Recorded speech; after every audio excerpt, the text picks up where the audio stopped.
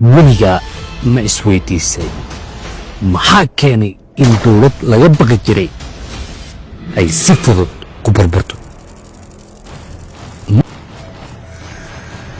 markii maxamed siyaad barre iyo madaxda dowladaha islaamka ay ku kulmeen shirka Lahore, ujeedkoodu wuxuu ahaa in dowladaha islaamka ay israacaan. laakiin nasiib xumo,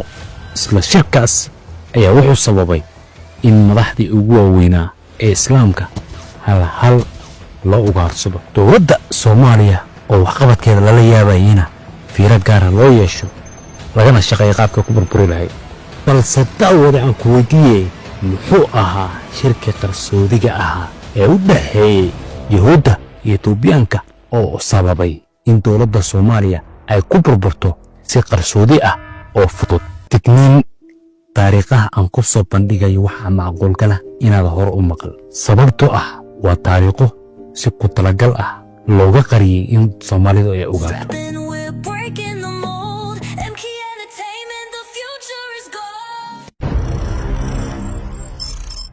markii aad internetka ku qortid waa kuma libaaxa Afrika, waxaa kuu soo baxaya Soomaaliya, sababtoo ah Soomaaliya waxaa soo maray hogaamiye naftooda u huray in sumcadda Soomaalida ay waarto, sida allaha u naxariistay aadan cabdulle cusmaan oo ahaa hogaamiyihii SYL una soo diriray xorriyadda Soomaaliya, noqdayna madaxweynihii ugu horreeyay ee Soomaaliya, asagoona waxqabadyo badan qabtay. ayna ka mid ahayeen waxqabadyadiisii inuu dhiso dekedaha Berbera, Kismaayo iyo Muqdisho, asagoona bilaabay inuu waddooyinka waddanka hagaajiyo. hase yeeshee 1967 waxaa madaxweynaha aadan cabdulle ka guulaystay ra'iisul wasaarihiisii Cabdirashiid Cali Sharmaake, balse wuxuu aadan cabdulle taariikhda ku galay madaxweynihii ugu horreeyay ee Afrikaan ahaa ee si gobonnimo leh u tanaasulay markii looga guulaystay doorashada, asagoona ilaalinaya jiritaanka dadka Soomaaliyeed. madaxweynihii waddanka Cabdirashiid Cali Sharmaake oo hore waxqabadkiisa loo yaqaanay ayaa howshii sii labalaabay heer uu xitaa markii uu la kulmay madaxweynihii waddanka Maraykanka John F. Kennedy uu u soo dhoweeyey si aan hogaamiye Afrikaana abad loo soo dhoweyn, balse muddo yar kadib waxaa dilay gacan ka xaq daran,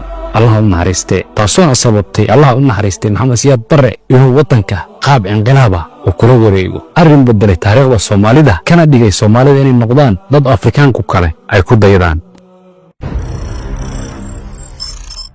xukuumaddii Maxamed Siyaad Barre ayaa isla markiiba waxay ku dhaqaaqday inay waxbarashada ilaa heer jaamacadeed ay ka dhigto lacag la'aan, arrin aysan dowlad kale caalamka hore u samayn, ayagoona hirgeliyey kaambeynkii 1974 ahaa ee u direen 100,000 oo macallin magaalooyinka, tuulooyinka iyo baadiyaha si ay u baraan dadka sida wax loo aqriyo waxna loo baro, taasoona ay dowladda ku mutaysatay abaalmarinta UNESCO, arrinkaasoo aqoontii dadka kor u qaaday heer warshadihii dawooyinka sameynaya ee Afrika ay noqdaan kuwo ka soo jeeda waddanka Soomaaliya. laakiin dowladdaas waxqabadkeeda halkaas kumaysan ekayn, waxay bilaabeen inay xoojiyaan ciidanka waddanka, ayagoona heshiis la galay Warsaw ama Soviet, heshiiskaasoona noqday heshiiskii ugu horreeyey uu waddan Afrikaana la galo midowga Soviet, arrinkaasoo sababay in ciidanka Soomaalida uu noqdo ciidanka ugu awoodda badan, ugu quwadda weyn ee ka dhisan Afrika. guulahaas ay dowladda gaaraysay ayaa waxay ku dhiirigelisay inay heerarka bulshada ay sii dhisaan, sida inay caafimaadka ka dhigaan qaab lacag la'aana,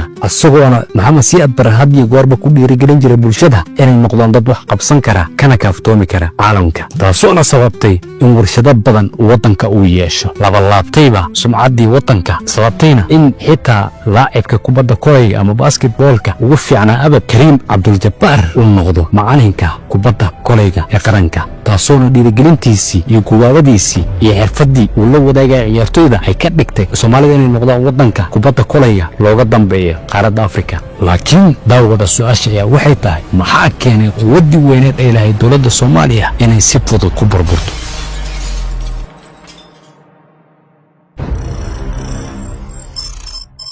kun 1974 ayaa ahaa sanad cajaa'ib u leh dowladda Soomaaliya, maadaama ay ku biireen ururka jaamacadda carabta 14 Febraayo 1974, balse 8 beri kadib 22 Febraayo shirkii ugu weynaa ee iskugu yimid caalamul islaam magaalada Lahore ee dalka Pakistan ayaa gebi ahaanba bedelay taariikhda Soomaaliya, kana dhigay dowladda Soomaaliya cadow ay reer galbeedku ugaarsadaan sababtoo ah shirka lahor lagu qabtay ayaa wuxuu ahaa shir gilgilay caalamka oo dhan maadaama madaxda waddamada islaamka oo dhan ay isku yimaadeen sida boqor faysal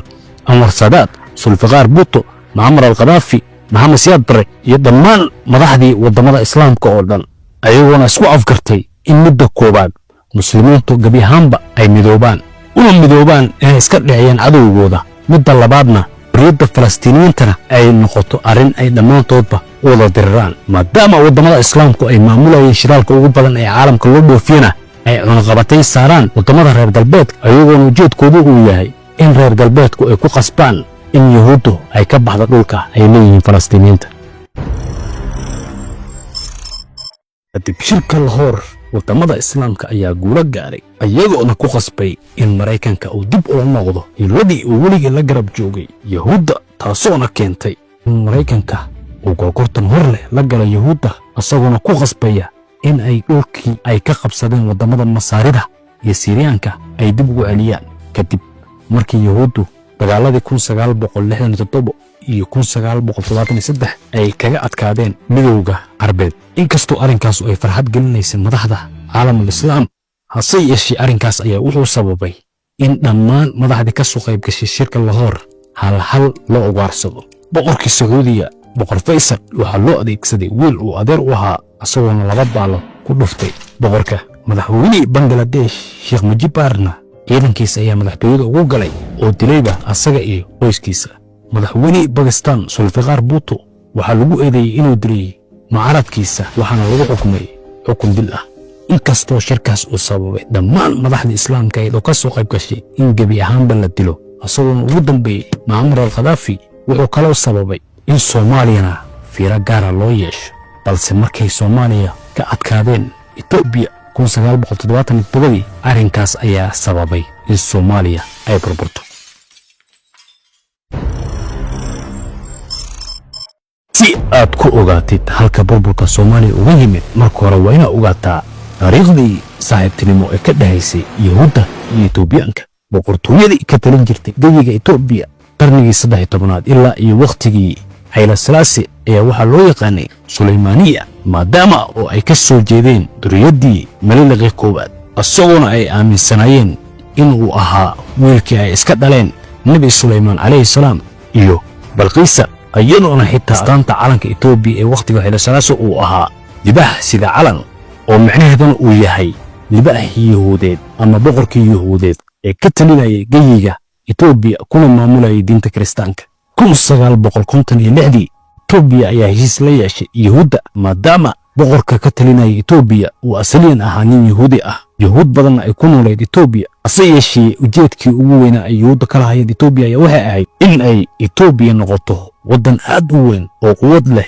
kana dhiciya cadowgooda oo ahaa masaarida waana sida hadalku uu dhigay ra'iisul wasaarihii yuhuudda Shimon Peres isagoona yiri waxaan rabnaa in Itoobiya ay noqoto masartii labaad ee Afrika taasoo sabab in yuhuudda qaalo fara badan ku taakulayaan Itoobiya ayagoona hubka siin jiray una tababaray jiray ciidanka halka Itoobiyana ay yuhuudda u ogolaadeen in Addis Ababa ay u noqoto xarun sirtoonkoodu uu ka duulo isagoona xitaa qoraaga Michael Bibishko uu buuggiisa ku xusay in warshadii ugu weyneed ee hilibka Itoobiya loo yaqaanay Inkoda ay ahayd warshad ay lahaayeen sirtoonka yuhuudda iyagoona iskaga dhigi jiray waddamada jaarka ah ay ahaayeen ganacsado hase yeeshee ka howlgeli jiray waddamada islaamka sida Suudaan iyo Masaarida si ay xogta qarsoodi ah uga helaan halka heshiiska u dhaxeeyay Soomaaliya iyo Yuhuuddana uu ahaa mid aad u xun maadaama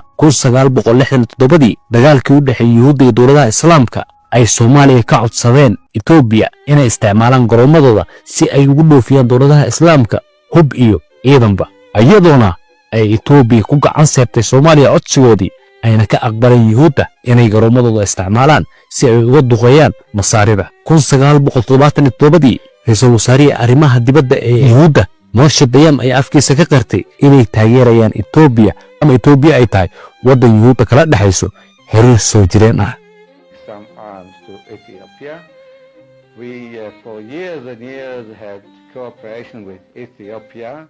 never with Somali.